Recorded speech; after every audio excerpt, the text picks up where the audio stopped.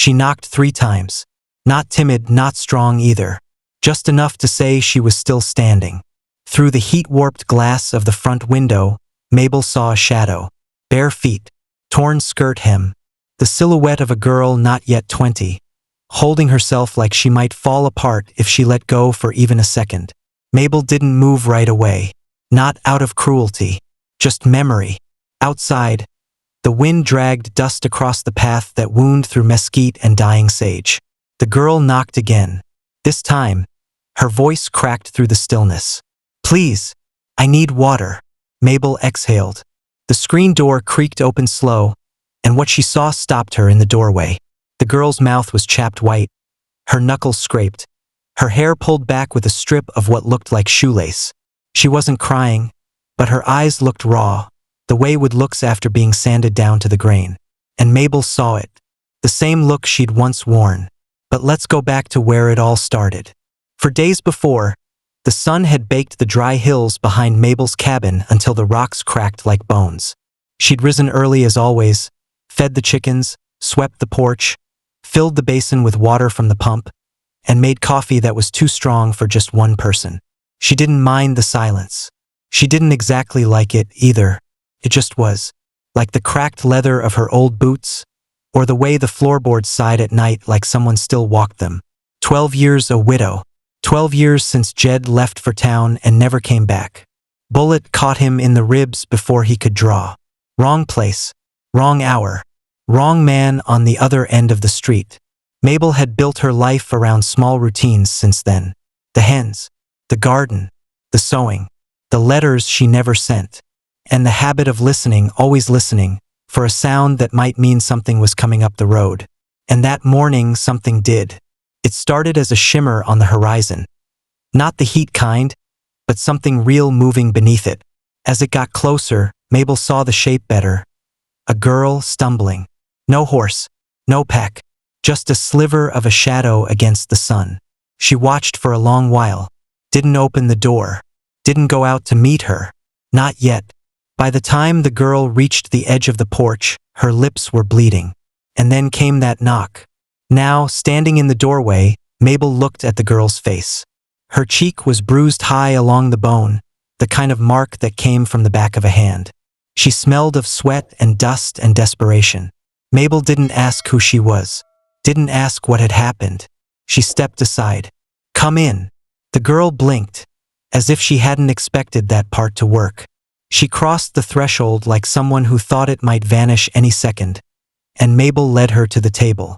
A dipper of cool water waited in a basin near the stove. The girl drank 2, then 3 times, until her shoulders stopped trembling. "Name?" Mabel asked softly.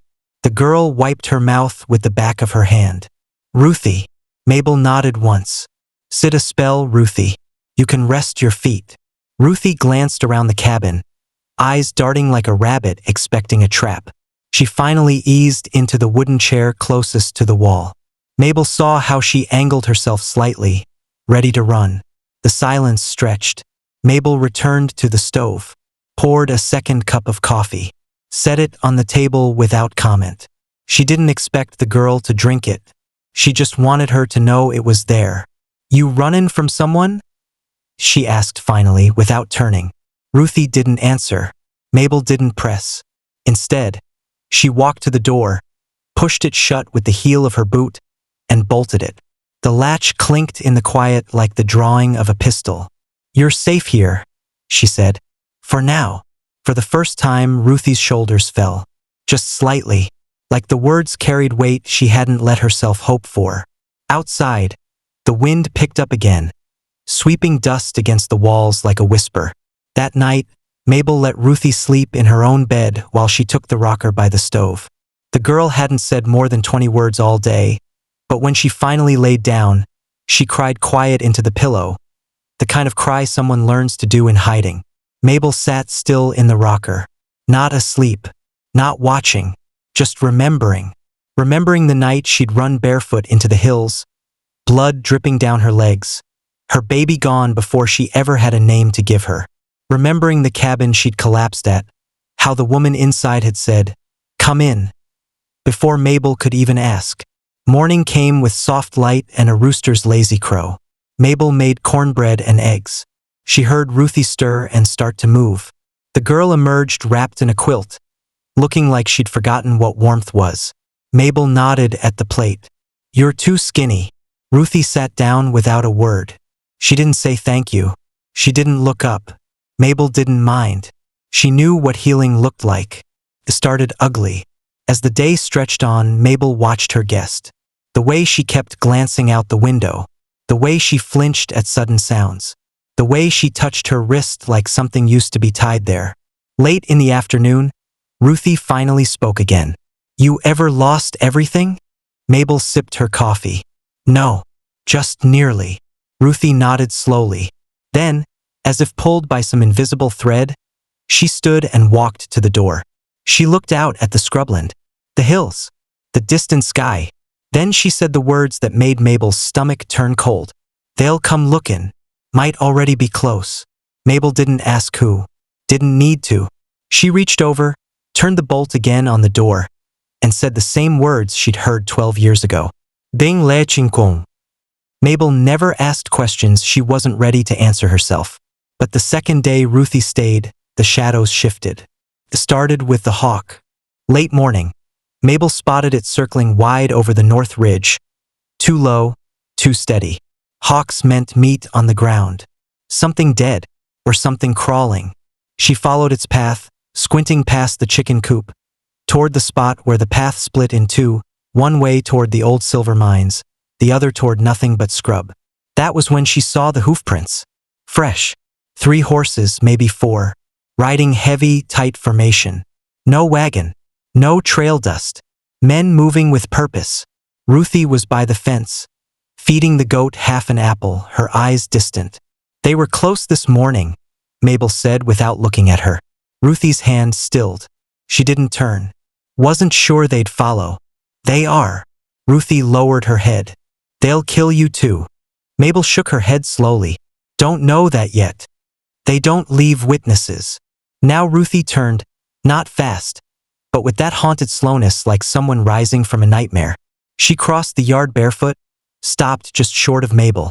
"It was a preacher's house," she said. Mabel raised her chin. Ruthie looked down. "Not like a church preacher. Not the kind that blesses things." She drew a breath. "Folks called it the mercy farm. But the only mercy there was when you were too old or too broken to be worth the food." She touched her shoulder, then the side of her neck. Mabel saw the faint lines. "Rope burns. Faded but still there. They taken girls. Ones nobody's looking for. Or ones somebody wants out of the way. They clean, they cook, they get trained." Mabel's jaw tensed. Ruthie looked up now, eyes gleaming with something that wasn't quite tears. "I made it out during a rainstorm. There was this one girl, Mary. She shoved me out the coal chute and said run. I think they killed her for it." Mabel's heart sank low in her chest. She thought of all the stories the church women used to pass in town. Whispers about the preacher outside Dry Creek. How he helped lost girls. How none ever came back. How no sheriff ever rode out that way. Not since the deputy turned up face down in the river. Now one of those girls was standing in her yard, barefoot and bruised, saying the men would come soon and wouldn't ask questions. At sundown, Mabel went to town. She told Ruthie to lock the door behind her and not open it for anyone, not even Mabel herself without the right knock. The knock was 3 slow, 1 fast. Inside the general store, Mabel filled a small sack with coffee, cornmeal, salt pork, and a tin of salve. She added a new canister of .32 shells. Old Mr. Hargis behind the counter raised an eyebrow. "Expectin' trouble?" "Expectin' company," Mabel said. He gave her a long look. "You got that shotgun cleaned?" "I do." As she paid, 2 women near the sewing counter turned their heads. Mrs. Calder, the banker's widow, leaned closer. "Heard you took in a girl."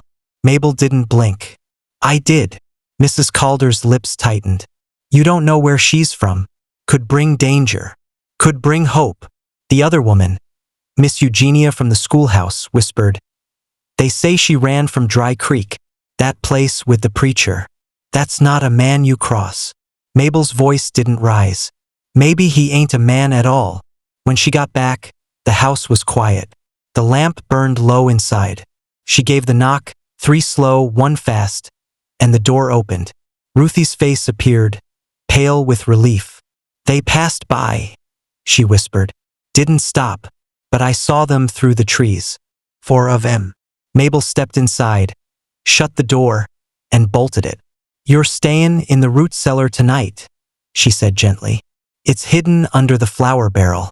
Can't be seen from the road." Ruthie hesitated. Mabel touched her arm. "Just for tonight." That night, as the wind dragged over the roof, Mabel sat in her rocker with the shotgun across her lap. No moon, no dogs barking, just silence. Until boots, crunching gravel.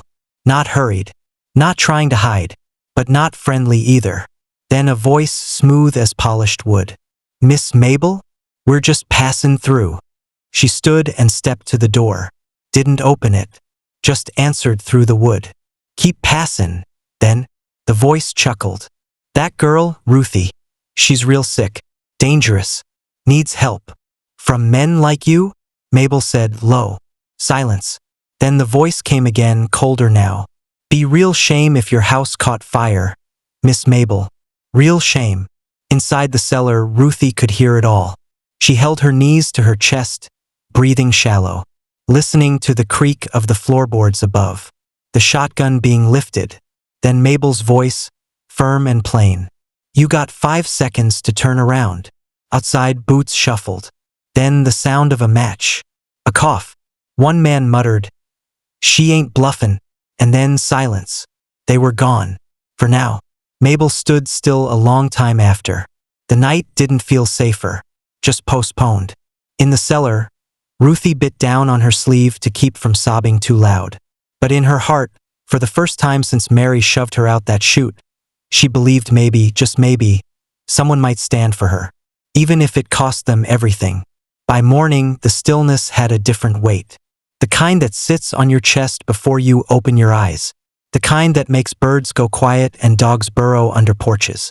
Mabel stood on the porch with her coffee, watching the ridgeline where the wind broke over dry rock and creosote. Nothing moved, but she felt them. Somewhere out there. Watching. Inside, Ruthie helped sweep the floor. She hadn't said much since the knock the night before. Her hands trembled just enough to spill the dustpan. Twice. Mabel didn't mention it. She just laid another log on the stove and said, "Today we fixed the fence." But neither of them reached the gate. Hoofbeats. Not a thunder, just a careful rhythm, slow and steady. Deliberate. The kind of ride a man takes when he wants you to know he's coming but doesn't want to spook the hens. Mabel stepped off the porch and saw him. Dark coat. Tan hat pullet low. Riding a paint horse with a lazy gait. One hand on the reins, the other near the pistol at his hip. Not resting, just near. He was young, maybe 30. Clean boots. Eastern eyes. Mabel didn't wave. He stopped 20 yards out. "You Mabel Fletcher?"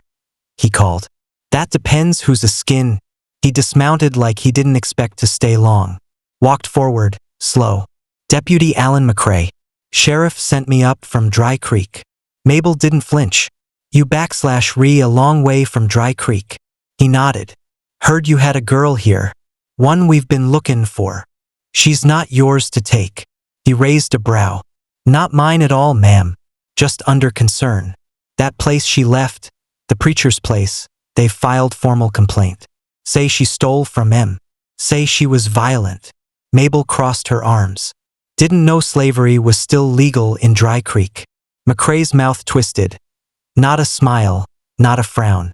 He stepped closer. "I don't believe in what they do. But the law don't always care what we believe."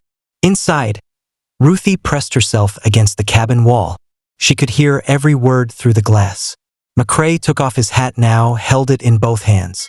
"I'm not here to drag her off, Miss Fletcher. I just came to talk." Mabel studied him. The way he looked her in the eye. The way his boots still had trail dust on him.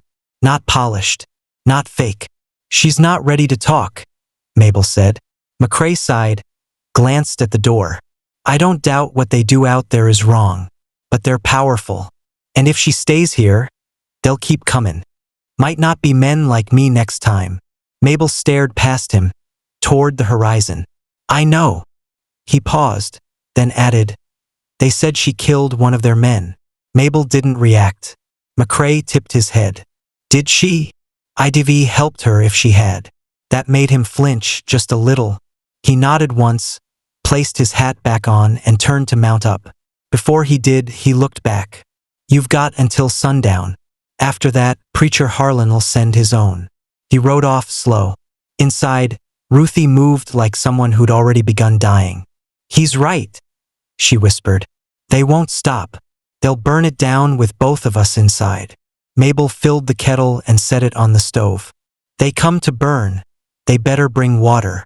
Ruthie stood silent a long time. Then her voice, low and shaking. I didn't kill him. Mabel turned. He tried, Ruthie said. He tried, and I hit him with a lantern. He bled, but he was breathing when I ran. Mabel stepped forward, gripped the girl's shoulder.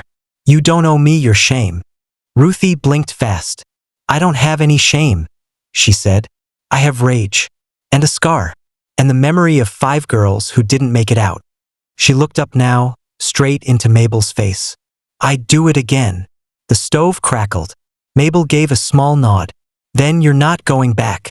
The hours that followed stretched thin. They pulled the crates from the barn, stacked them against the lower windows. Mabel dug out old shells from a drawer lined with flannel.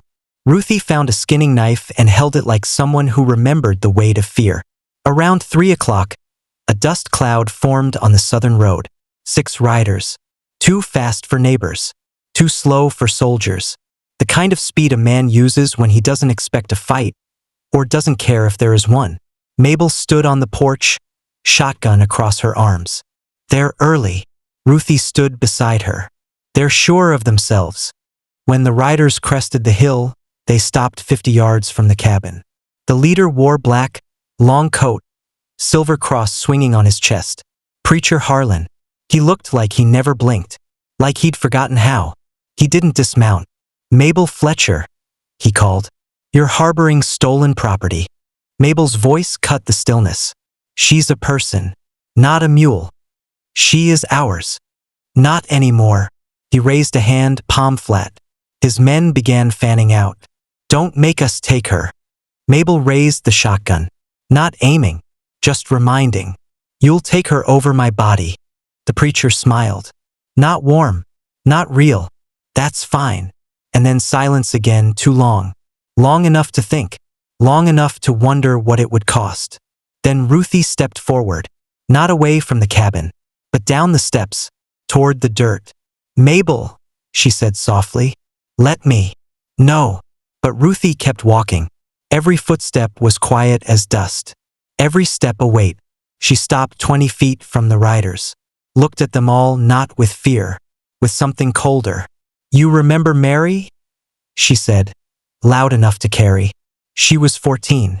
She braided her hair even after you cut it off. She prayed for you. Harlan didn't speak. You beat her for helping me. Did she die? Still no answer. Ruthie took a breath. She made me promise. If I got free, I'd tell someone. She reached into her skirt, slowly, no threat, and pulled a small square. A folded note, faded, blood on one corner. She wrote this before she died. I found it near the fire pit. Harlan's face twitched. I'm giving it to the sheriff, Ruthie said. And if I die first, Miss Fletcher will. She turned and walked back. Not hurried, not looking back. Every rider shifted in his saddle. Harlan's eyes were fire, but he didn't move, didn't give the order, didn't say a word, just yanked the reins and turned. One by one, the riders followed. Ruthie reached the porch, her legs barely holding.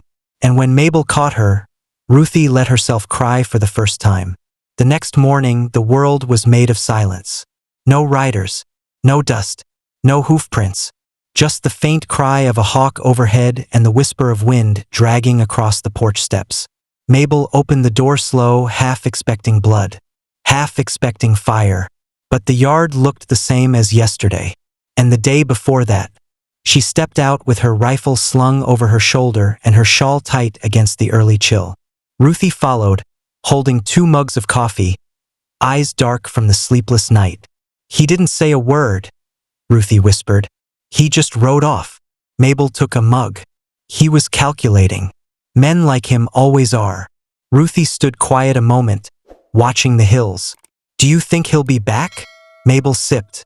"Men like that never stop, but they don't like light or witnesses." You pulled the curtain back. "That rattles 'em more than gunfire."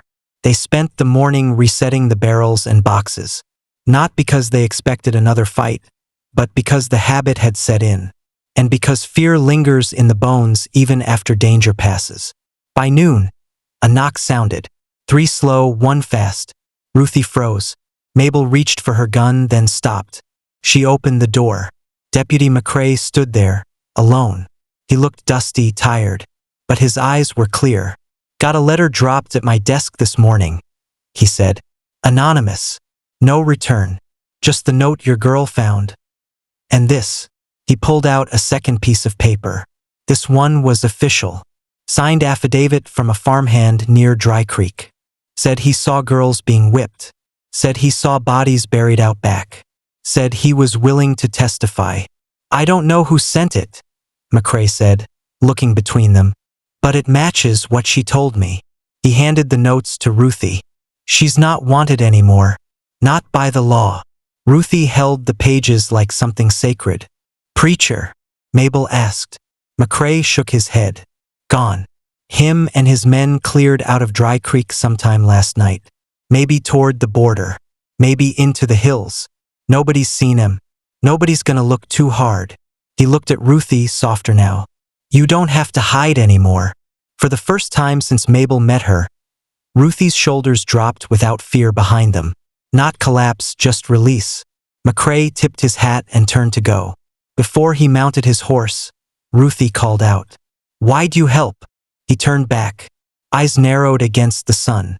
"I got a little sister. Looks just like you." And then he was gone. The days that followed moved quiet but warm. The coop needed mending. The stovepipe got cleared. Mabel showed Ruthie how to stitch the corners of a quilt without bunching the cloth. They didn't talk about the past much.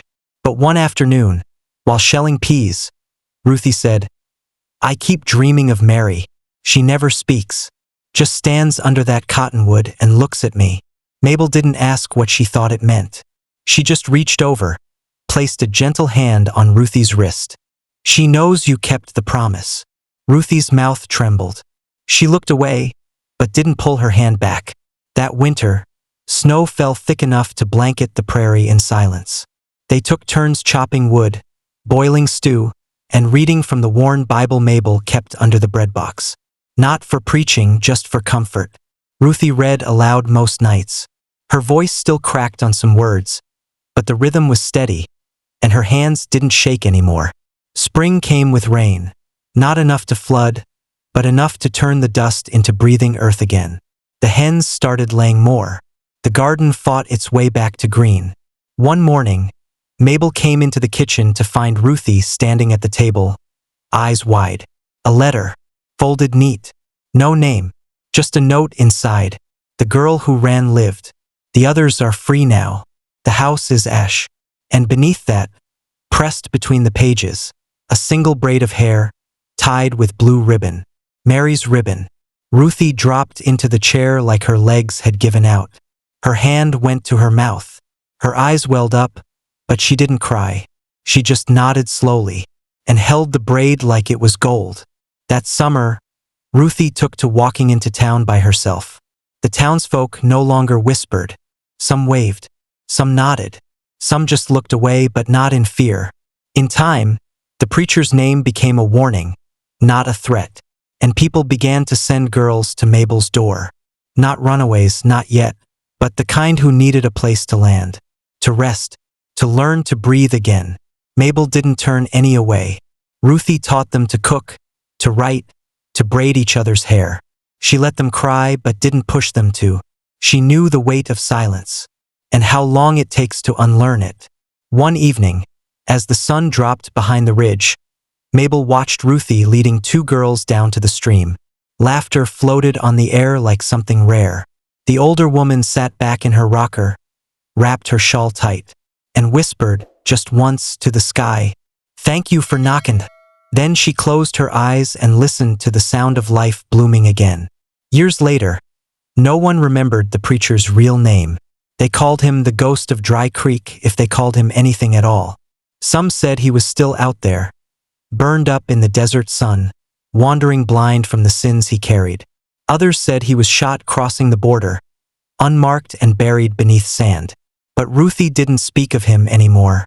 Her days were filled with other things. Girls arriving in the back of wagons, with threadbare dresses and empty eyes. Neighbors who now brought supplies instead of gossip. A postman who rode slower past the cabin, just in case there was a letter waiting. The cabin looked different, too. What had once been a widow's shell, just Mabel and the quiet, had grown into something living. A wash line out back with skirts fluttering in the breeze.